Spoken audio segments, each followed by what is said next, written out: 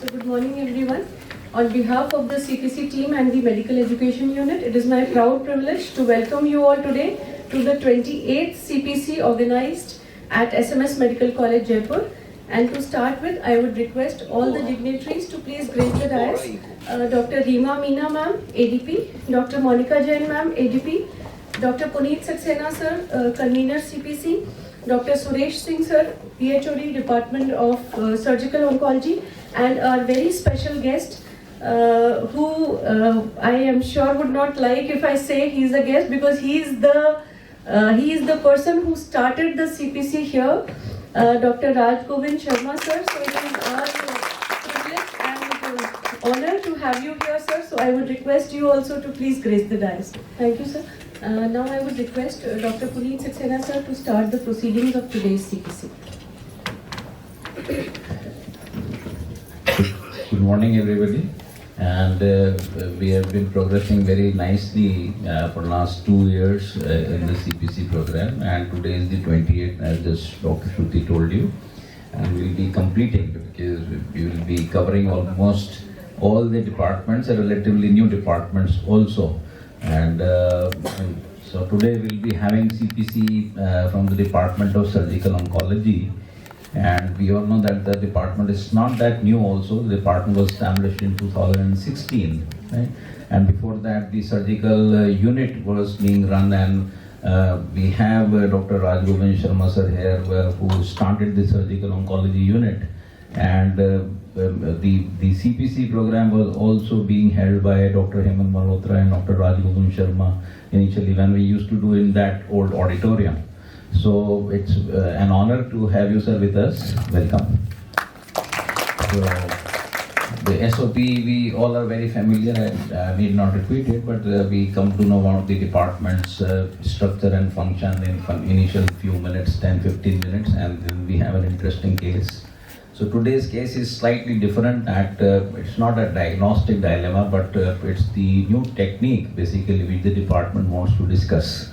So with that, I hand over to Shruti and to carry on. So the next CPC will be held by Department of Medical Oncology. So I don't think if anybody, you are here, yes. So please inform Dr. Jasuja also, right? Now I invite today's Master of Ceremony, that is Senior Professor and Head of Department, Dr. Suresh Singh sir, to give a brief intro about his department. Good morning to all my esteemed colleagues and convener of the CPC. Under the patronage of our principal, Dr. Deepak Maheshwari sir, I am Dr. Suresh Singh, HOD Surgical Oncology. I am honored to be conducting the CPC for this month. Before starting with the case discussion, I would like to discuss the history of our department. Surgical Oncology is the department dedicated to the diagnosis, surgical management, and multidisciplinary treatment of patients with malignancies, with a commitment to excellence in patient care, education, research, and department. The department provides advanced oncology surgical services encompassing head and neck, gastrointestinal, breast, thoracic, gynae oncology, hepatobiliary, pancreatic, soft tissue, and musculoskeletal cancers. The department functions as an integral part of multidisciplinary cancer care, working closely with medical oncology, radiation, and surgical oncology.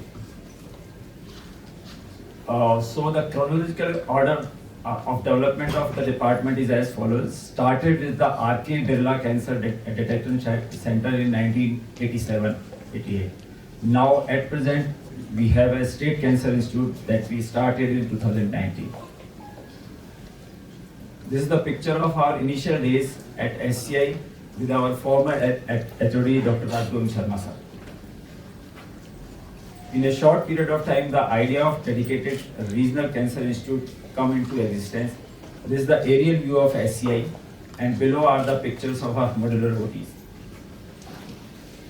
The functioning of the SCI was never a one-man job.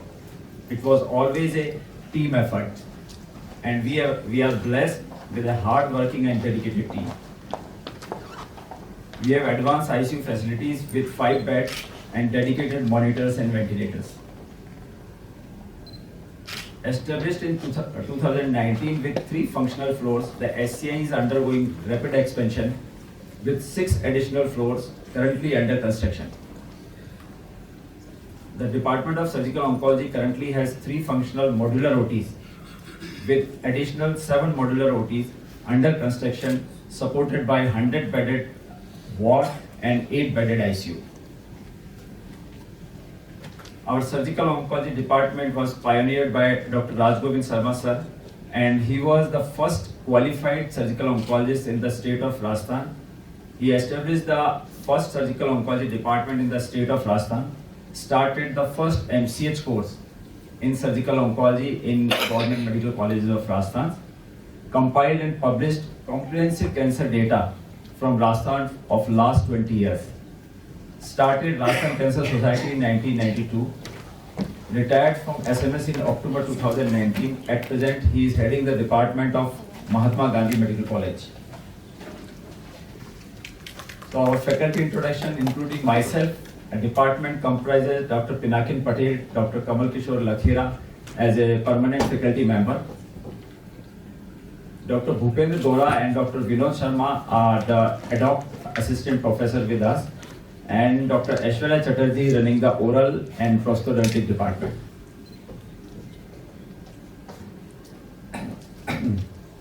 This bar diagram shows number of admission in our department. The Department of Surgical Oncology has shown remarkable growth in surgical workload over the last decade. Despite a temporary decline during the COVID-19 pandemic in 2020, the department rapidly recovered and achieved its highest annual surgical volume of 2,523 operations in 2025, reflecting expanding services, increasing referrals, and enhanced cancer care capabilities. The spectrum of surgery is wide. Our department performs a wide array of surgeries, which includes head and neck, breast oncology, gynae oncology, gastrointestinal, uro-oncology, bone and soft tissue, thoracic, and other miscellaneous surgeries. We have equipped with the frozen section machine, laser machine, microscope for microvascular anastomosis, and USG machine for intraoperative procedures. Advanced laparoscopic setup equipped with ICG system, high-tech machine, and a pipette infusion pump. We are shortly going to start the pipette also when we get the disposables approved from the medical college. During the past 5 years, equipment and infrastructure worth approximately Rs 12 crores have been procured through CSR funding, significantly strengthening the department of clinical and academic capabilities. The last two, which I showed as red, are under process. Shortly, we are getting these also through the CSR. We initiated the MCA Surgical Oncology Training Program with 4 seats sanctioned in 2019, and the subsequent batches who have completed their degrees. Apart from surgical training, we also focus on academics, which includes the morning class with thrice a week. It's a 1-hour class in which we discuss the cases and their management, morbidity and mortality meets, NCCN guidelines, general clerk, surgical discussions. We also are running a WhatsApp group which was started by Dr. Rajgovind Sharma sir. It includes all our alumni and all surgical oncology residents of Rajasthan. This is a good academic platform that we are daily putting the cases and discussing the cases, and we are putting the operative videos also of rare cases. We also take part in the quarterly exam conducted at Mahatma Gandhi Medical College, which helps in preparing the residents for the final exam. We started the live relay under the guidance of Dr. Rajgovind Sharma sir of OncoSearch program in collaboration with TMH Mumbai in 2011. We are live relay of surgeries and demonstrated, and it still continues till date. We also conducted our in-house conferences, Onco Manthan, in the 2024 and 25, and we also conducting the CMEs. We are also proud to announce that Rajasthan Surgical Oncology Association will be organizing the ISO Midterm Oncology Conference at Jaipur in year 2027. And this is mainly the leading role of our department is there in this MidCon. The Dental and Prosthetic Department headed by Dr. Aishwarya Chatterjee, who was selected as a permanent faculty member through RPSC in December 2025. He is doing extraordinary work in the oral and maxillofacial prostheses like nasal, ocular, hard palate prostheses.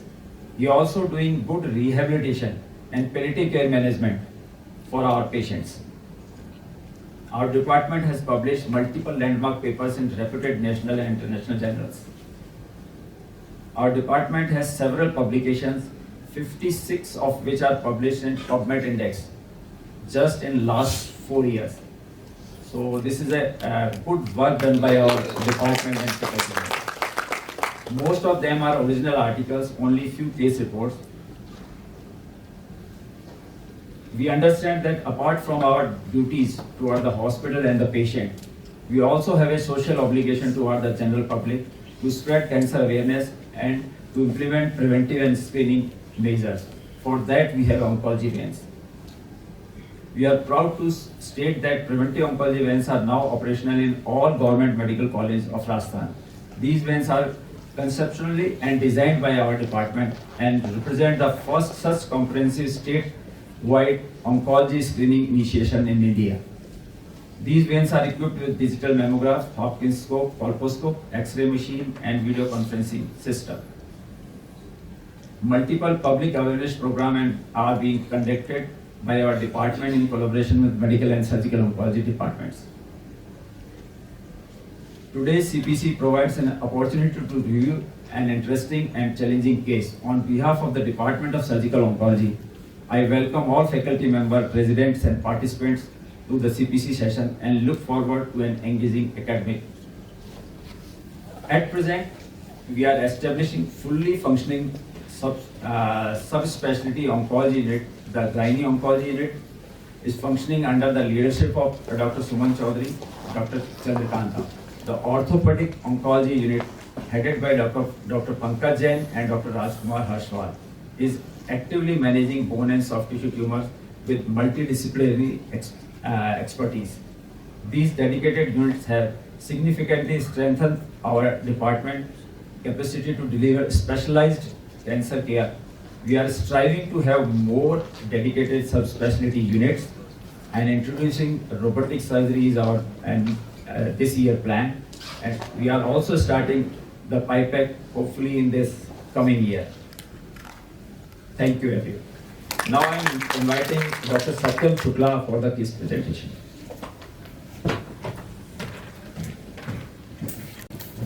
Thank you, sir. So, good morning, all the teachers and my colleagues. I'm Dr. Satyam Shukla, 30-year senior resident at Surgical Oncology Department. I'll be discussing a few slides regarding the case history and the examination of this patient. So, Mrs. A, 47-year-old lady, she presented to us in the OPD with complaints of on and off dull aching lower abdominal pain since 2 months. Apart from that, she also noticed a lump in her lower abdomen since 1 month. She did not give any history of loss of appetite, any significant weight loss, no complaints of any GI symptoms or any abdominal distension. There were no complaints of any dyspnea. Patient gives a positive surgical history of having undergone transvaginal hysterectomy 6 years back in the year of 2020 for the complaints of pervaginal bleed. This was done at Kotputli at a local hospital, so details were not available to us. She did not have any comorbidities. There were no family history of any known malignancies. In the personal history, she attained her menarche at the age of 14 years and menopause at the age of 39 years. Her OBS history was para 6, living 4, and 2 kids were aborted. The last delivery was via C-section. She is vegetarian and she has normal bowel and bladder habits. On the clinical examination part, she was well built with a BMI of 28 kilograms per meter square. Her general physical examination was unremarkable. On per abdominal examination, she had a well-defined lump of around 15 to 10 centimeter, which was palpable in bilateral lumbar and suprapubic region, and reaching up to the umbilicus with well-defined upper and lateral borders, but an ill-defined inferior border. The side-to-side mobility was present, and there was no evidence of ascites. There was no inguinal or supraclavicular lymphadenopathy. On per-vaginal examination, we found there was a smooth bulge felt on the vaginal wall, and on PR examination, there was a bulge on the anterior rectal wall. We moved ahead with the blood investigations, but her routine biochemistry was within normal limit. We did the tumor markers, among which CA125 was slightly elevated to 74 international unit per ml, and the CA level was 0.5, which was normal. Now, to discuss the radiological aspect for the case, I would like to invite Dr. Ritan Gaur, Senior Resident at Department of Radiodiagnosis. Thank you.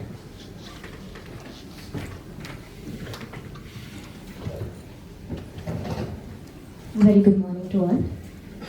A contrast-enhanced CT of the abdomen and pelvis was done for the patient, which revealed bilateral large cystic pelvic masses. These masses were multiloculated and predominantly cystic and showed an enhancing solid component with irregular thickened septi. These masses were actually inseparable from the ovaries, that is, the ovaries were not separately visualized in the pelvis. And these masses, the primary ovarian masses, were in themselves very, very large, as depicted in these images. The disease process was not only limited to the pelvis, but showed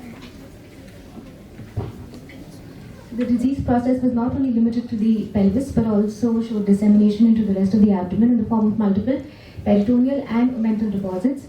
One large peritoneal deposit can be seen in the pericecal region. Another similar lesion can be seen in the left paracolic region. These lesions actually showed a very similar morphology to the primary lesion, that is, they were predominantly cystic with solid enhancing component, which was very, very small. There was also peritoneal involvement in the form of multiple areas of variably sized peritoneal nodules. This is another peritoneal nodule. There was also mild right hydrouretronephrosis, which was most likely due to the pressure effect of the large cystic pelvic masses that we have seen earlier, rather than direct infiltration of the disease into the right ureter. Also, there was note that was made of minimal ascites. There was mild hepatomegaly and borderline splenomegaly. However, fortunately for the patient, there was no focal metastatic deposit that was noted within the liver or splenoparenchyma or on the surface of the liver. Appendix, colon, stomach, as well as gallbladder appeared completely normal. There was no evidence of any pulmonary dissemination or any evidence of any amount of pleural effusion. So, in this case, we actually have a patient who has bilateral multiloculated cystic pelvic masses with enhancing solid component and showing peritoneal carcinomatosis with minimal ascites. So, in a 47-year-old female, what are the list of differential diagnoses we would like to consider? First, we would like to explore the possibility of a primary ovarian epithelial malignancy. In that list, first we would like to consider high-grade serous adenocarcinoma with disseminated peritoneal disease, because it tends to show bilaterality and extensive peritoneal and omental spread at presentation, which is also the presentation in our case. However, these lesions tend to be predominantly solid and show a lot of papillary projections as opposed to the cystic nature that we see in this case. Another epithelial ovarian malignancy that we need to consider is a mucinous adenocarcinoma because of the markedly multilobulated morphology of these lesions. However, bilaterality is less typical and there was no evidence of seromyxoma. Another primary ovarian malignancy, sex cordon stromal tumor, adult granulosa cell tumor, has to be considered, though less common, but it also tends to show in certain cases mixed solid cystic morphology. However, the typical appearance is described as being Swiss cheese, and also it has a rather more prominent solid component as opposed to the cystic one depicted in our case. Less likely diagnosis would be a Krukenberg tumor. It also presents as bilateral ovarian masses, but there was no identifiable gastrointestinal primary in this case, and the lesions tend to be more solid than cystic. Another unlikely diagnosis would probably be a genitourinary tuberculosis. It can present sometimes as bilateral adnexal masses, and peritoneal nodularity may mimic carcinomatosis. However, in our case, there was no pulmonary symptoms, there was no necrotic lymphadenopathy, there was no involvement of the bowel, small bowel, where we could see matching of the loops or any kind of IC junction thickening. So next, I would like to call Dr. Grishma from Department of Pathology to discuss the case further. everyone. I'm going to present the histopathological part of this case.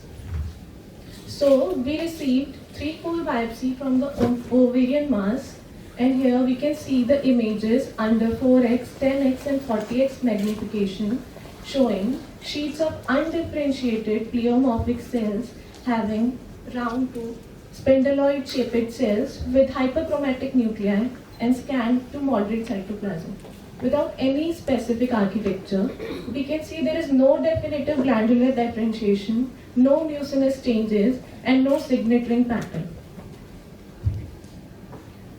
On the basis of this, our overall histomorphological findings are in favor of malignant neoplastic pathology, for which IHC was mandatorily suggested.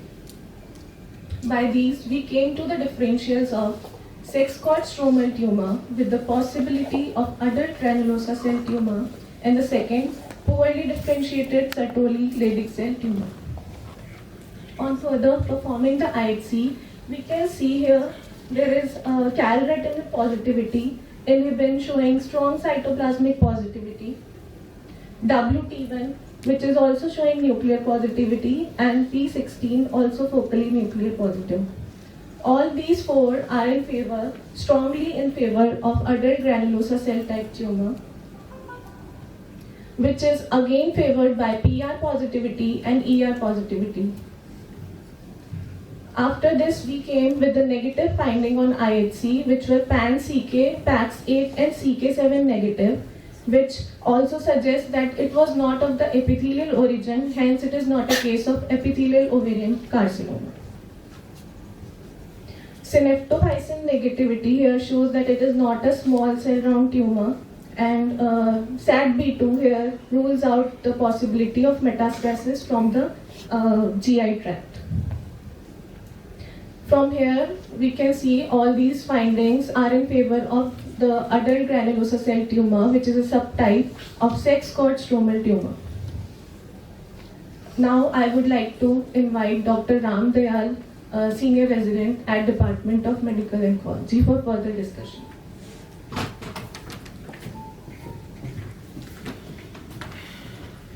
Good morning, respected teachers, seniors and my colleagues. I am Dr. Ramdayal Sharma, Senior Resident in Department of Medical Oncology. I will be discussing the role of neoadjuvant therapy in this patient, and there are questions that why this patient needs neoadjuvant therapy rather than primary surgery. So as we all know that the patient has an extensive disease burden in terms of a pelvic mass of around 16 centimeter and omental and peritoneal deposits, and the primary goal of surgery is to achieve complete cytol reduction. But in this case, the feasibility of having a complete cytol reduction without primary chemotherapy is less. So this patient was planned for 3 cycles of chemotherapy based on paclitaxel and carboplatin, and the response will be discussed by Dr. Redam Gaur, Department of Radiodiagnosis.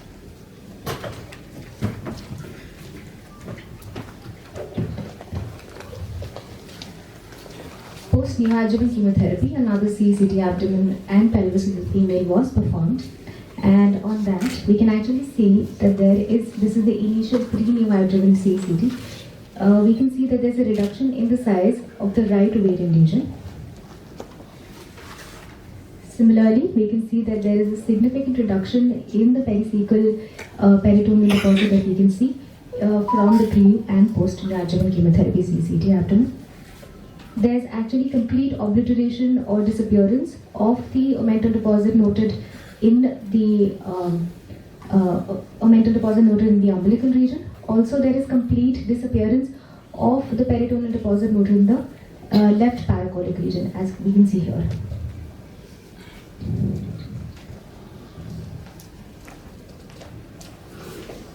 So this is a small clip which basically shows the CCT abdomen of the patient pre-neoadjuvant chemotherapy on the left hand side, on the right hand side post-neoadjuvant chemotherapy.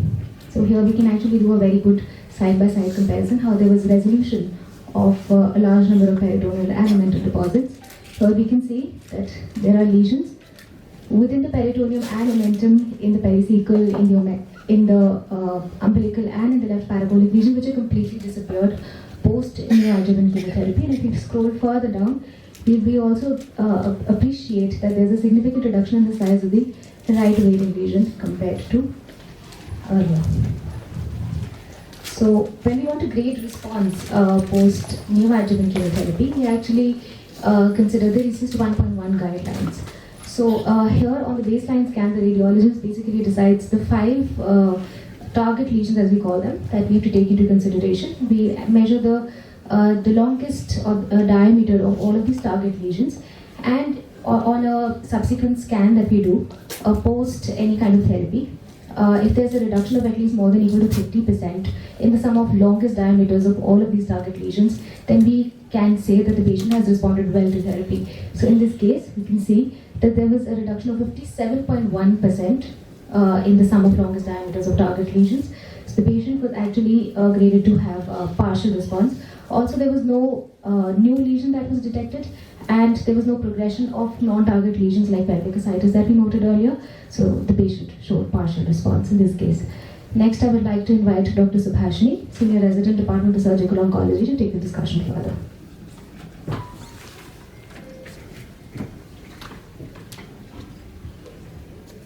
Good morning. So, I'll be giving a brief overview of our treatment, that is the CRS and the HIPEC.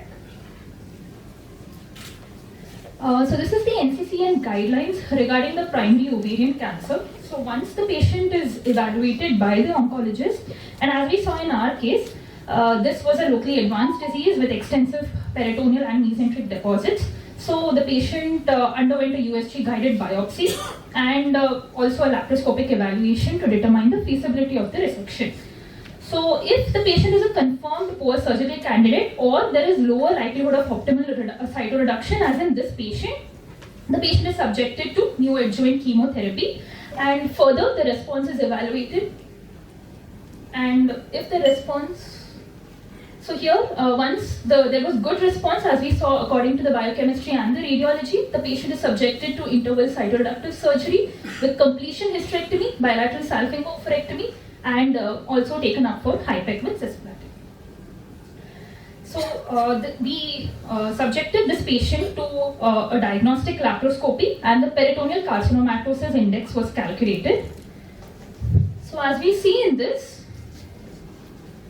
this is a large cystic multiseptate lesion in the pelvis that is arising from the adnexa.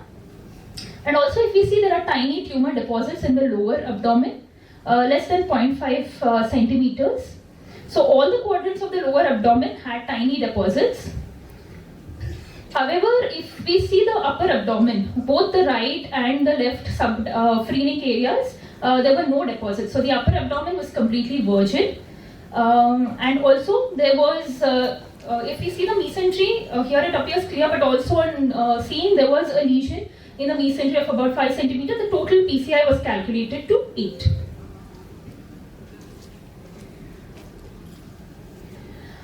Peritoneal carcinomatosis. So the use of the term peritoneal carcinomatosis now has been discouraged because it implies a terminal condition with no substantial benefit from any treatment. So now the dissemination of cancer into the peritoneal space is referred to as peritoneal surface metastasis. So this is now a treatable condition in properly selected patients with ovarian or fallopian tube carcinoma, primary peritoneal carcinomas, peritoneal mesothelioma, pseudomyxoma, peritoni, and colorectal or gastric carcinomas. So the mechanism of the cancer cell implantation from the primary tumor into the peritoneum mainly takes place through 3 mechanisms. The first is the direct dissemination with exfoliation from the primary tumor and the direct peritoneal invasion, that is the transmesothelial metastasis. The second is the dissemination through the lymphatics and the venous channels, and the third is the surgical manipulation or trauma. So in early stages, the mesenteric surfaces of and the serous of the small intestine are generally spared because of the peristaltic motility, which inhibits the cancer cell adhesion. So frequently the dependent areas like the pelvis, the subphrenic areas, the paracolic gutters, and the Morrison's pouch are involved. The rationale for the cytoreduction comes from the Goldie-Coleman hypothesis that states that tumor cells tend to mutate to a drug-resistant phenotype at a time-dependent rate and due to the tumor intrinsic genetic instability. So with every new cellular division, new subclones arise, and that becomes drug resistance. So this is the y-axis, which shows the number of cells and against the time. So with surgery, there is a significant fall in the number of cells. So extensive debulking surgery helps to reduce the tumor mass and the likelihood of drug resistance, and also cytoreduction stimulates the remaining cells to enter into a proliferative phase, making it more responsive to chemotherapy.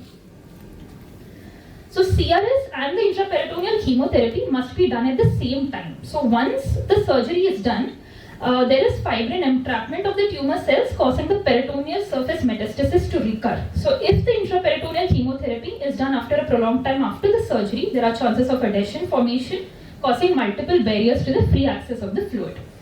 So the combined chemotherapy at a higher temperature given immediately after the surgery plays a therapeutic synergism. So when the chemotherapy is given at a higher temperature of 41 to 42 degrees Celsius, there is increased cytotoxicity and also improved peritoneal tumor penetration. And also intraoperatively done, there are no adhesion barriers, and it could be done under the controlled application of anesthesia. So patient selection, patients who are considered for a cytoreductive surgery include patients without any extra-abdominal disease, an optimal ESA and performance status, surgery cytoreducible disease. Patient age is not a matter of absolute exclusion. Role of PCI as a factor in patient inclusion is not uniformly accepted for ovarian cancer. There is no cutoff of the PCI as to beyond which a patient cannot be taken up for a cytoreducible surgery. However, it could be an important factor in other cancers. Ascites is also not a contraindication. However, there are certain absolute contraindications for the surgery: extensive involvement of the small bowel and the mesentery, involvement of the duodenum, the pancreas, the head and the body, porta hepatis, multiple hepatic parenchymal metastasis, metastatic lymphadenopathy above the renal vessels, and extra-abdominal metastasis. So this is how the peritoneal carcinomatosis index is calculated. The abdomen is divided into 13 quadrants. This is 0, which is the umbilical region. 1 is the right upper abdomen, and in the clockwise direction, the 9 quadrants are marked. The last 4 quadrants include the small bowel and the mesentery, the upper jejunum, lower jejunum, upper ileum, and the lower ileum. Each of the quadrants are measured and the lesions are scored. 1 if it is less than 0.5 centimeters, 2 up to 5 centimeters, and 3 if it is more than 5 centimeters or in confluence. So each of the quadrants are numbered separately, and then it is added to give a final score ranging from 0 to 39.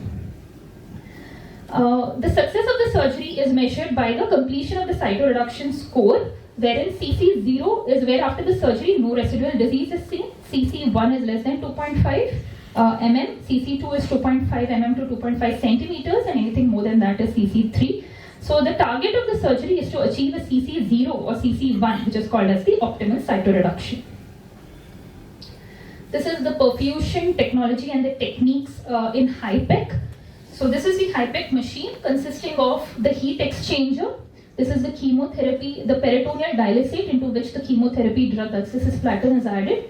And it consists of inflow and the outflow catheters. So 2 inflow catheters are kept in the upper abdomen, and the outflow catheters are kept in the lower abdomen or the pelvis. In the surgery, the HIPEC could be given either through a closed technique or the open technique. So in the open technique, the abdominal wall is left open throughout the HIPEC procedure, and it is retracted using a book Walter retractor. And the closed technique, once the catheters, the inflow and the outflow catheters are placed, the abdomen is closed using either staples or the sutures. So the advantage of the open technique is that there is a direct visualization of the intra-abdominal contents throughout the procedure. You can see the bowel as well as the perfusate, and the surgeon can manually stir the contents, allowing for an uniform distribution of the chemotherapy drugs throughout all the quadrants of the abdomen. However, there are certain disadvantages. There is exposure of the chemotherapy drugs to the environment and also increased heat dissipation. So in our setup, we usually do an open technique. So now I'll call upon Dr. Pragya Jha from the Department of Anesthesia to discuss on the further anesthetic work.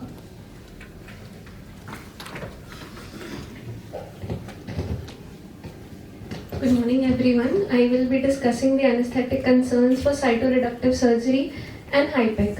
Now, anesthetizing a patient who is undergoing CRS and HIPEC can be extremely challenging. These are our anesthetic considerations. First is extensive fluid shifts and hemodynamic instability.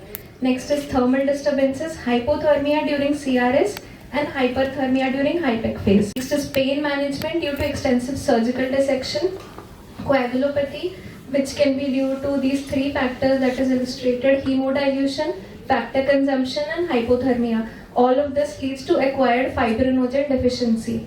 Metabolic concerns, that is lactic acidosis and hyperglycemia. Renal concerns, that is because of nephrotoxicity due to cisplatin.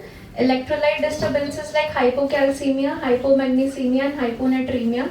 Aspiration and respiratory risk, especially in patients presenting with massive ascites. Environmental safety due to the cytotoxicity of chemo agents. And this is our setup.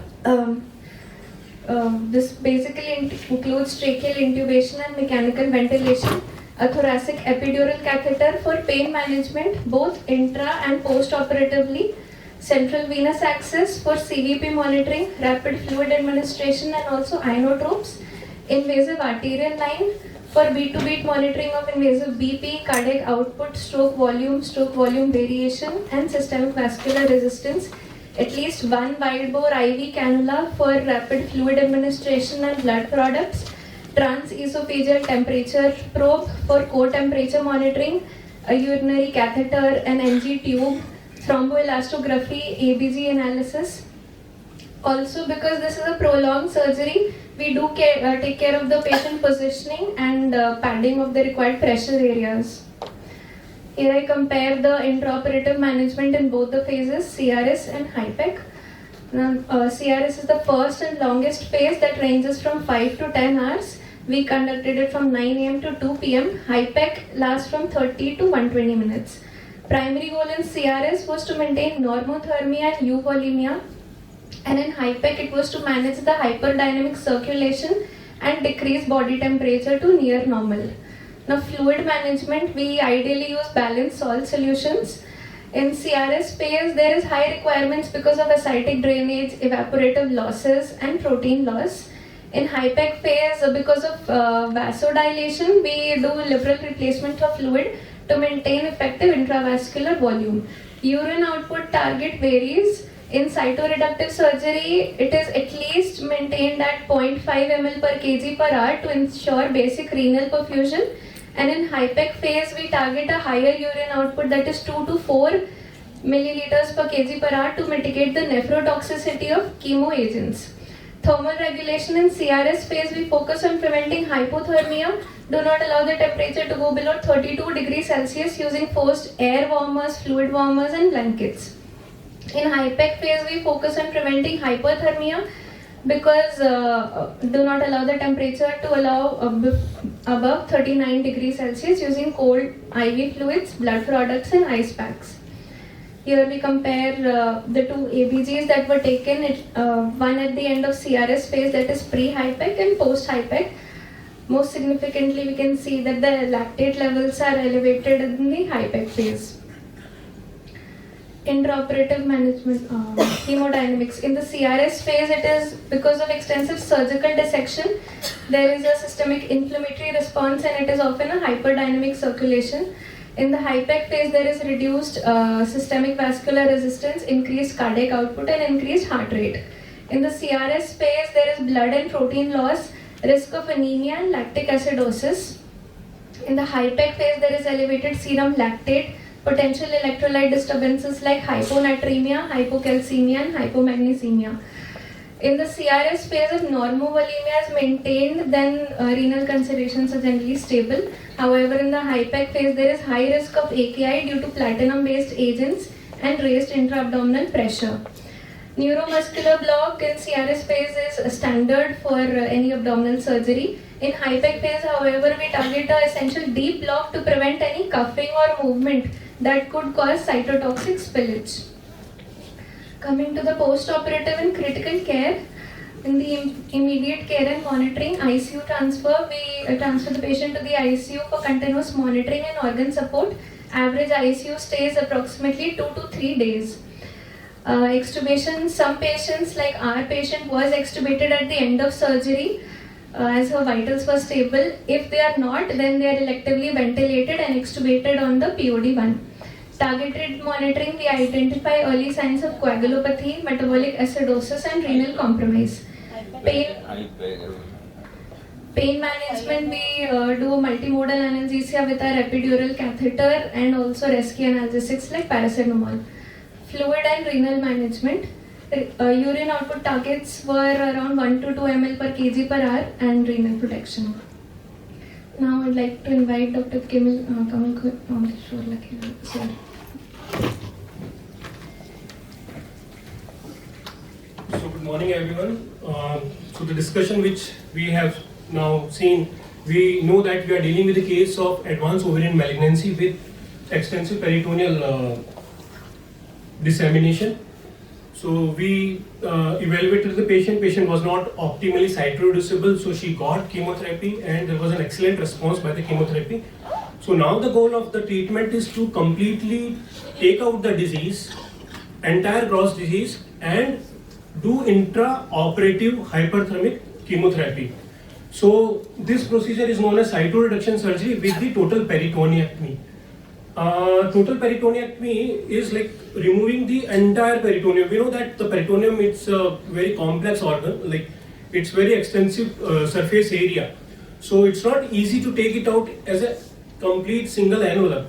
That's why this procedure has been divided into few compartments. Even this original description by the Paul Sugarbaker, who was the pioneer in this surgery, he has described into these 5 areas, which includes the anterior or lateral parietal peritoneectomy, means the peritoneum which covers the abdominal wall.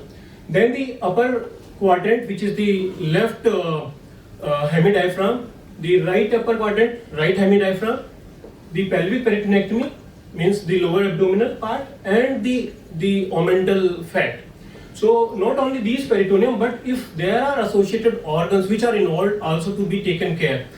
Like in left upper abdomen, if there is a deposit on the splenic surface or the splenic hilum is infiltrated, we may need to do splenectomy. Similarly, on the right upper abdomen, if the liver surface is studded by the tumor nodules, the Gleason's capsulotomy has to be done.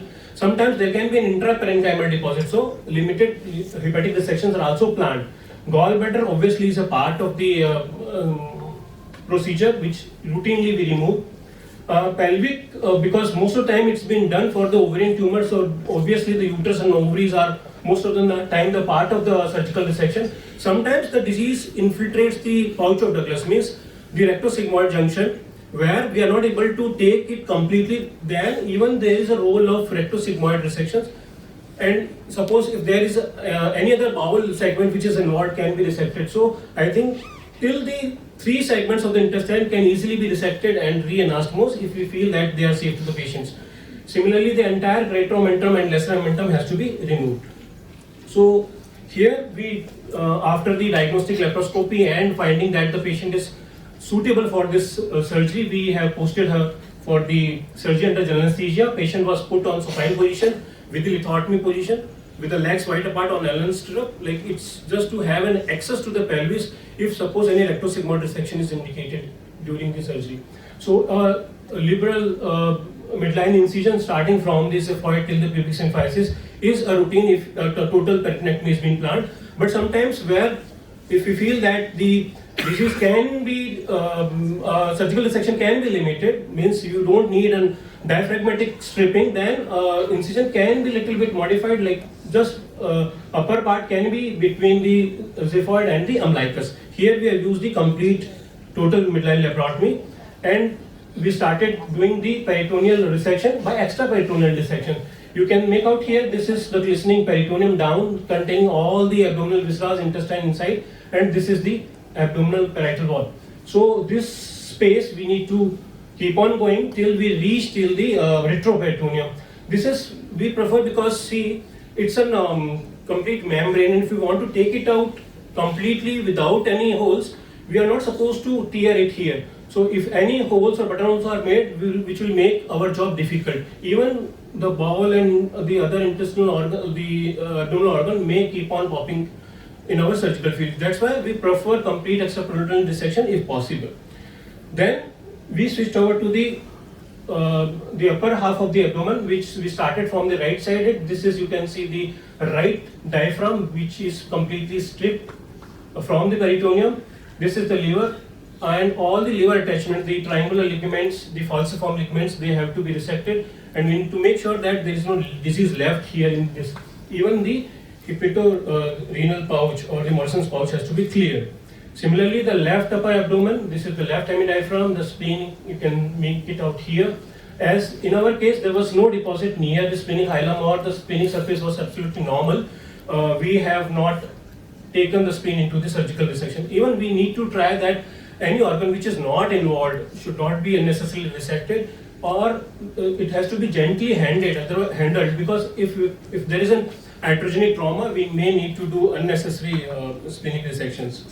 So after that, we completed our parietal paracolic dissections, both sides, means we have mobilized the entire peritoneum till we have reached the ascending and descending colon. In the preoperative imaging, we knew that there was some compression on the right ureter, but that's why we wanted to find out whether it's infiltrated or not. So we found that it was just an extensive compression by the tumor. It was not infiltrating, so easily we could have dissected the ureters also. Then coming to the main part, which, because we know that the maximum bulk of the disease was in the pelvis, both the large ovarian masses as well as a rectovesical deposit was there. So there was a very bulky disease here. So we first debulked both the ovarian masses so that we can get access to the pelvis. And an extraperitoneal dissection, entire pelvic peritoneum was stripped, taking care of bilateral ureters. So the ureters were exposed from the pelvic brim till the vesico-ureteric junctions. Actually, the previous hysterectomy made the job a little bit difficult because the anatomy was a little bit disturbed. All the ligaments were stretched towards the vaginal wall. But ultimately, we were able to completely remove the disease. Luckily, the pelvic deposits which were present they were not infiltrating the rectum or the rectosigmoid junction. So we need not to do any bowel dissection in our case. Then finally, we again came to the central abdomen, where the total, the greater omentum with few, you can make out there were deposits in the entire greater omentum, though they responded well with the chemotherapy, but they were grossly visible. So the total omentum was removed, the lesser omentectomy was done, and luckily there was no disease in the lesser set, so we need not to do any extensive dissection in the porta hepatis. The gallbladder was taken out. Then even the preoperative imaging was showing some sort of para-aortic lymphadenopathy. So the para-aortic lymph node sampling and bilateral pelvic lymph node dissection were also added to the surgical resection. This was the final specimen which we got. You can see the extensive resection. It took us almost 5 hours to do this. So the right hemidiaphragm, left hemidiaphragm.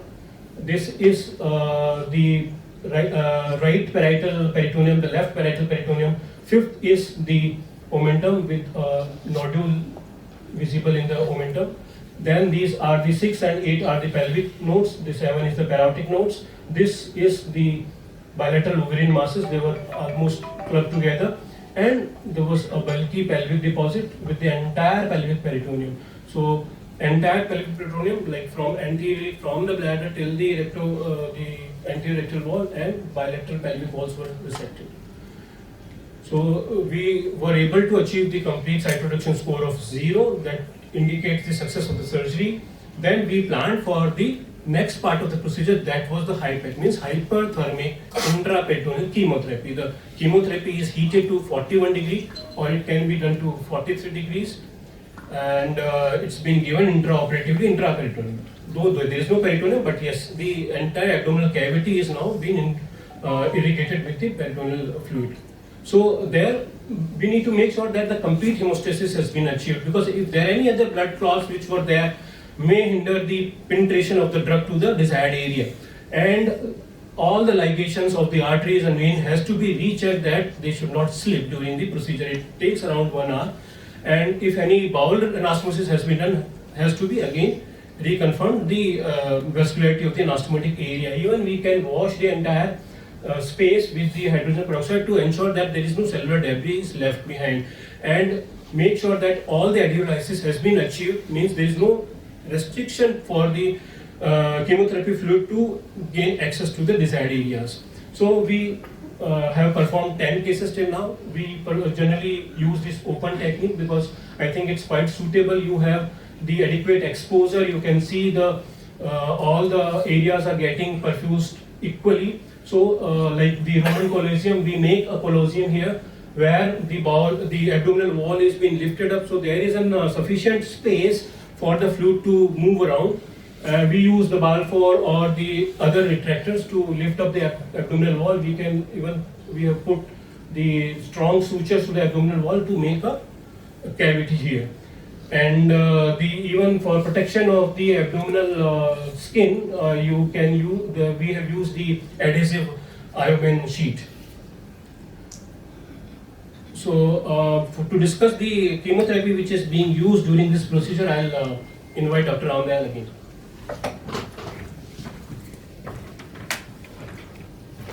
Good morning again. So I'll be discussing about the characteristics of the chemotherapy drugs used during the procedure and the carrier solutions and some of the regimes. So to achieve maximum effect of the drug during the procedure, there are certain characteristics of the chemotherapy drugs used. So it should be a direct cytotoxic agent. That means it should be cell cycle non-specific. And the drug should lack severe direct local toxicity, so that there should not be any necrosis of the normal tissue. And the drug should have a heat synergized cytotoxicity, so that we can increase the effect of the drug. And the drug should not to be metabolized systemically into its active form. The drug we use for this patient is cisplatin at a dose of 100 mg per meter square. The carrier solutions for the drug delivery, the most commonly used is isotonic peritoneal dialysis solution. Another for paclitaxel is hetai starch, which is a high molecular weight solution. And the volume of the solution is maintained at around 1.5 to 2 liter per meter square in order to make exposure and toxicity predictable. And through roller pumps, the flow rate is maintained around 600 to 1000 ml per minute. And the temperature of the solution is around 41 to 43 degree to achieve maximum effect. These are some of the regimes which were previously used. The first is, the technique is described by Sugar Baker, so the name is based on that, Sugar Baker regime. It consists of cisplatin at a dose of 50 mg per meter square and adriamycin at a dose of 15 mg per meter square intraperitoneally. Along with that, we have intravenous drug infusion also, which consists of ifosfamide to mitigate toxicity. Mesna is also given. But these regimes have had severe toxicity, so these are replaced with cisplatin. Currently, the standard of care is cisplatin at a dose of 50 to 100 mg per meter square in peritoneal dialysis solution for 90 minutes. Thank you. I would like to invite Dr. Kamal for the next. So he has rightly said that cisplatin is now the drug of choice which we have used in all our cases, 100 mg per meter square dose. So what happens during the procedure, I'll tell you. See, this is the setup of the HIPEC. This is the cisplatin being injected into the reservoir. That is the HIPEC machine. We try to achieve the target of 41 degrees Celsius. 43 because we use a 1 hour duration, 60 minutes. If it is a 90 minutes duration, then 41 is okay. So this is the inflow temperature of 43. We have a thermostat, so to regulate this inflow temperature, the outflow temperature which we are getting is 41 degree. So the drug is being given. These are the temperature, the regulators. These are the knobs which controls the flow rate, which we usually keep at 1 to 1.5 liters per minute. This is the inflow tubing, which has got two parts. So the right upper diaphragmatic area, right and left upper subdiaphragmatic area, these are the inflow channels. The outflow two channels were kept into the pelvis. The entire surface is being covered by this adhesive sheet so that the fumes of cisplatin should not affect the operative team. A small rent can be made so that a wooden spatula can be inserted, which we use to make sure that the entire bowel surface and the other cavities will get adequate exposure of the drug to the desired treatment temperature and the time. So we have done the chemotherapy part. The abdomen was closed in layers after placing the drains. Patient was in our ward. Actually, the surgery was done almost a week back. Today is the post-operative day 8, and she is being planned to discharge today itself. So she is completely healthy, eating well, walking normally, and without any major issues which we have. So though we know that in our cases we haven't got much of the complications, but this surgery itself has got few of the limitations, because see, it is almost 6 to 8 hours surgical resection followed by 1 hour of chemotherapy schedule. So there are a lot of hemodynamic changes and a lot of things are happening which may lead to multiple complications and morbidities. Most of them, they are, if we see few of the series, they are related to the GI tract, means if any anastomosis which we have done, they probably may leak and can cause the peritonitis or the bowel fistulas.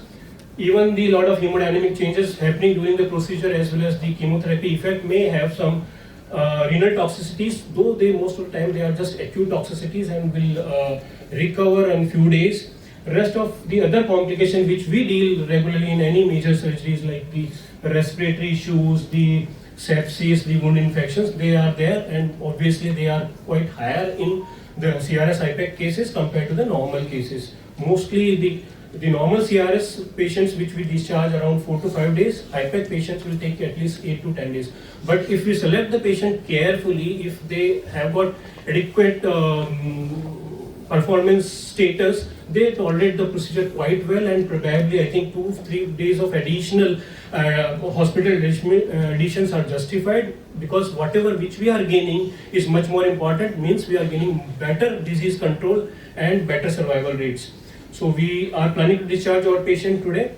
In the meantime, we got even the final list of pathology also. To discuss the final report, I am again calling Dr. Grishma. Because the patient has the residual disease left after chemotherapy, she will be further referred to the Department of Medical Oncology for the further adjuvant chemotherapy. So Dr. Grishma.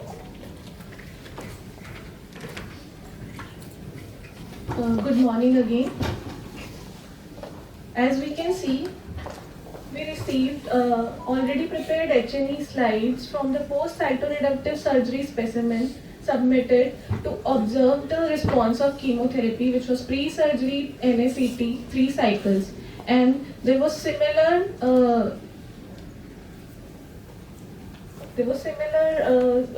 morphology was seen of small to medium-sized cells arranged in diffuse sheet patterns having round to spindeloid cells with fine chromatin and single small nucleoli. These figure A and B are again showing the similar features, and here we can see in the image 3, nuclear grooving is observed, which is in the favor of adult granulosa cell tumor.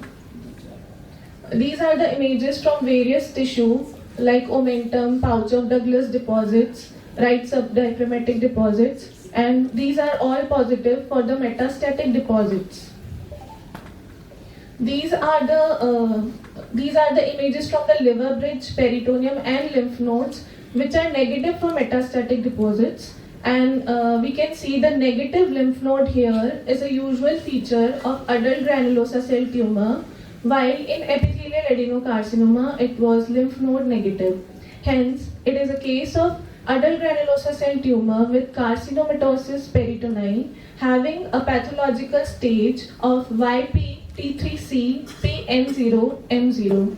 With this, in the end, I would like to say that lineage identification is important both diagnostically and through management aspect, as these adult granulosa cell tumor and epithelial ovarian tumors are biologically different.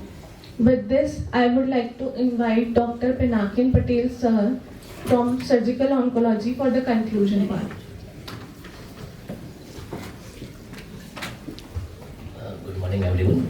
As we see in surgical part, always dictum says that skin closure which the attendant and patient persons are says the surgeon is good or not. In these cases we already the CRS and HIPEC, it is a ray of hope. What is the topic? Why we say this is ray of hope? Because previously these type of the patient who can be are on different chemotherapies and they have a lot of problems in their life and they have nothing to have any treatment for this. This Peritonectomy, CRS with HIPEC give them a longevity, their life from even 1 to 2 years to 5 to 10 years of the lifespan is increased in these cases. We till date and we had done 10 cases in which 2 cases we abandoned the HIPEC due to some hemodynamic instability, but rest all 8 cases we done CRS HIPEC completed and there is no major complication in our patients. We are the first to do this start this HIPEC series in the government college in Rajasthan. So the last I have to say that in every successful CRS and HIPEC procedure, which reflect the coordinated effort of surgical oncology, anesthesia, pathology, radiology, critical care, nursing staff and allied specialty. So I thank all of them for this, giving us this opportunity. Now I like to invite Dr. Rajgovind Sharma sir, who is pioneer of this department, to give few cherished this talk. Morning. Wonderful presentation, good effort, and I'm really happy that the CPC program is going on very successfully. Good work is being done, and it's heartening to see that the seeds are now bearing fruit, and wonderful people there, wonderful presentations.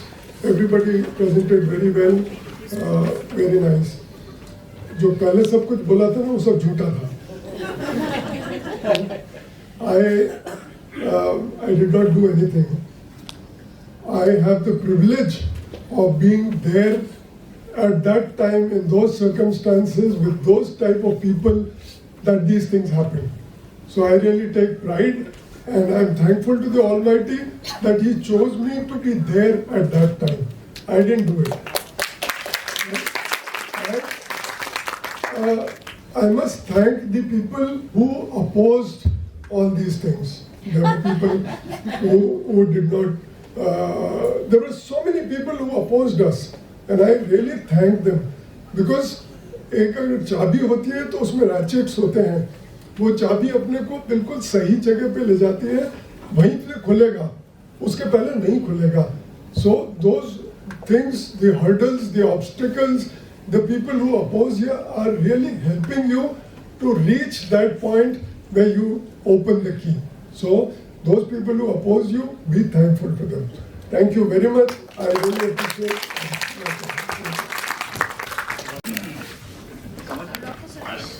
Suresh,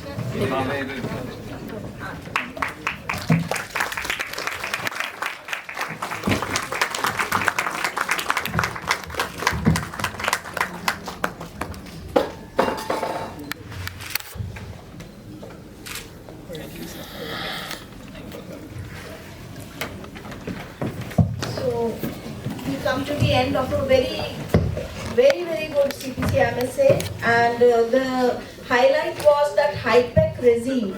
So it may not be a diagnostic dilemma, but how the patient was being managed here at State Cancer.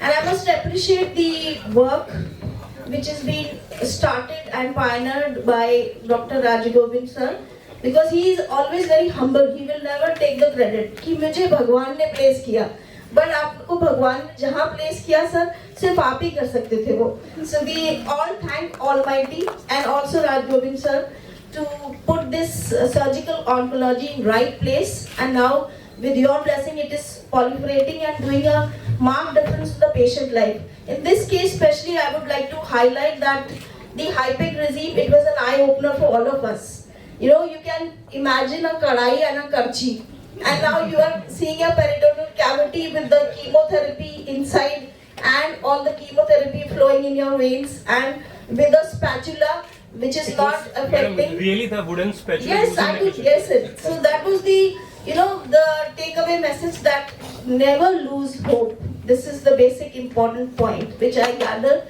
And only 10 cases were done, out of which 8 cases were successfully treated. And I was sitting there and taking notes on my mobile, messaging myself that these are the key messages I should remember ever. So CPC is not only for broad specialty, only clinical side, it is for all of us. Let us see what kind of work has been done at our institute, both in terms of broad specialty and super specialty. All the pre and paraclinical department, will also be acknowledged what amount of effort has been put. With these words, I also like to thank all the CPC team, and by our inspiration at RUHS also yesterday the first CPC was conducted, and Dr. Manish has taken a lead. I will congratulate Dr. Manish also to put a step forward in RUHS to conduct the first ever conducted CPC at RUHS. So thank you all for the thank you all the audience to come here. The next time I will just be hopeful that more and more audience will join us. Thank you all, and a cup of tea and samosa is waiting outside. Thank you.